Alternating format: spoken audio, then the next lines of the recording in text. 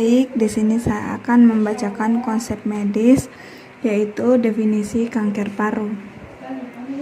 Menurut Pedoman Nasional Pelayanan Kedokteran Kanker Paru, kanker paru adalah semua penyakit keganasan di paru, mencakup keganasan yang berasal dari paru sendiri atau primer.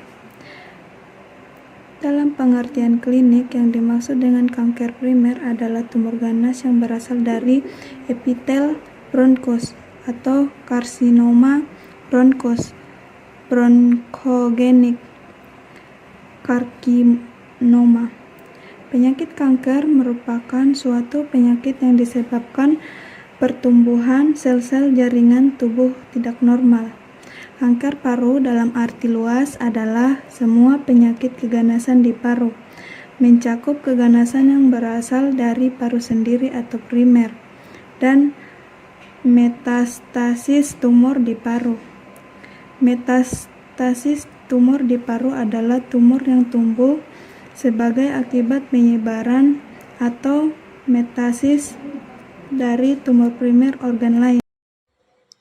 Etiologi. Sampai saat ini, penyebab kanker paru yang sebenarnya belum diketahui, tetapi ada 3 faktor utama lain yang bertanggung jawab dalam peningkatan insidensi penyakit kanker paru, yaitu merokok, bahayanya industri, dan polusi udara. Dari faktor ini, merokok berperan paling penting, yaitu 85% dari seluruh kasus. Faktor lain yang menyebabkan kanker paru adalah infeksi kronik, polusi udara dari kendaraan bermotor, kontak industrial, aktor keluarga pasien kanker paru juga berisiko lebih besar terkena penyakit ini.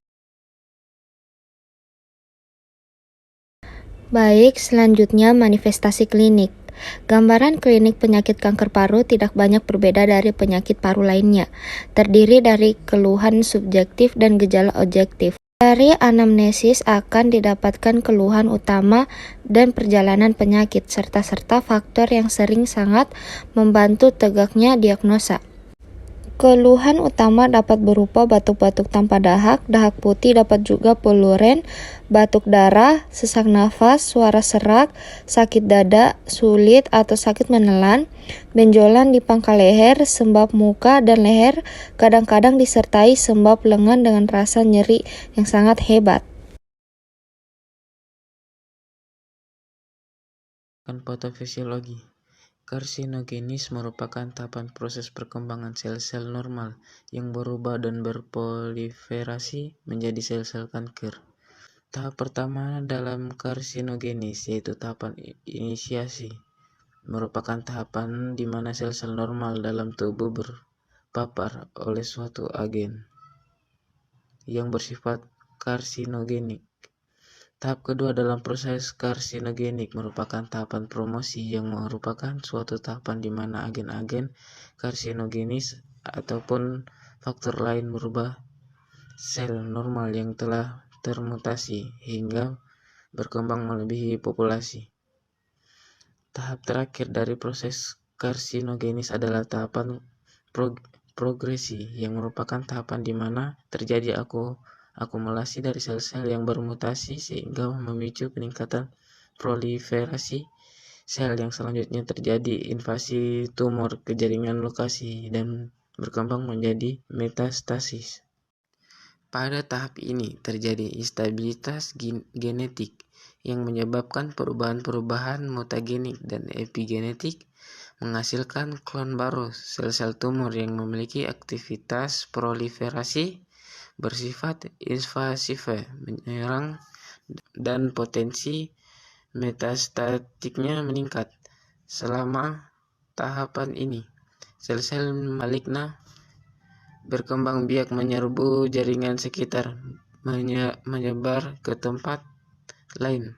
Jika tidak ada yang menghalangi pertumbuhannya akan berbentuk dalam jumlah yang cukup besar untuk mempengaruhi fungsi tubuh, dan gejala-gejala kanker akan terlihat. Selanjutnya ada komplikasi. Anemia merupakan komplikasi yang sering pada penderita kanker paru dengan prevalensi 63%. Anemia berhubungan dengan prognosis yang buruk pada pasien kanker. Anemia mengganggu respon pengobatan radiasi karena anemia mengurangi kemampuan darah untuk mengangkut oksigen sehingga jaringan kekurangan oksigen. Anemia menyebabkan hipoksia tumor sehingga tumor solid resisten terhadap ionisasi radiasi dan beberapa bentuk kemoterapi. 32 penelitian retrospektif oleh Hierarki A dan Maeda T. Di Jepang terdapat 611 pasien kanker paru yang menunjukkan bahwa kadar hemoglobin kurang dari 13 gram per desiliter pada laki-laki dan kurang dari 12 gram per desiliter pada perempuan, di mana hal ini berhubungan dengan menurunnya median lama hidup secara signifikan. Selanjutnya, pemeriksaan penunjang. Pemeriksaan penunjang yang dapat digunakan untuk mendiagnosis kanker paru antara lain pemeriksaan laboratorium, radiologi, transtorakal biopsi atau TTB, fine needle aspiration biopsi atau FNAB, dan pemeriksaan histopatologik. Menurut Sally 2019, dalam menentukan diagnosis suatu kanker paru, dikenal berbagai macam cara pemeriksaan, yaitu anamnesis umum maupun khusus paru, pemeriksaan jasmani secara umum dan khusus paru, bakteriologi dari sputum atau sekret bronkus, atau cucian bronkus yang diperoleh dengan bronkuskopi, patologi anatomi atau sitologi dari spesimen yang dicurigai, pemeriksaan darah rutin, analisa gas darah, faal paru, radiologi, imunologi, dan berbagai pemeriksaan mutakhir yaitu CT scan, PCR, dan lain-lain. Penata pelaksanaannya yaitu terapi pengobatan yang paling sering digunakan untuk mengobati kanker paru adalah kombinasi pembedahan, radiasi, dan kemoterapi. Kombinasi terapi kanker paru berdasarkan jenis kanker dibagi menjadi dua, yaitu yang pertama terapi karsinoma paru sel atau SCLC. Karsinoma paru sel kecil stadium terbatas dapat diberikan kemoterapi kemudian dioperasi atau diradiasi. Tetapi utama kanker paru sel kecil stadium ekstensif adalah dengan kemoterapi. Yang kedua, terapi karsinoma paru bukan sel kecil atau NSCLC. Dibagi menjadi tiga, yaitu pembedahan, terapi radiasi, dan kombinasi kemoterapi. Secara umum, jenis kanker paru ini dapat dibagi menjadi dua kelompok, yaitu stadium terbatas dan stadium lanjut.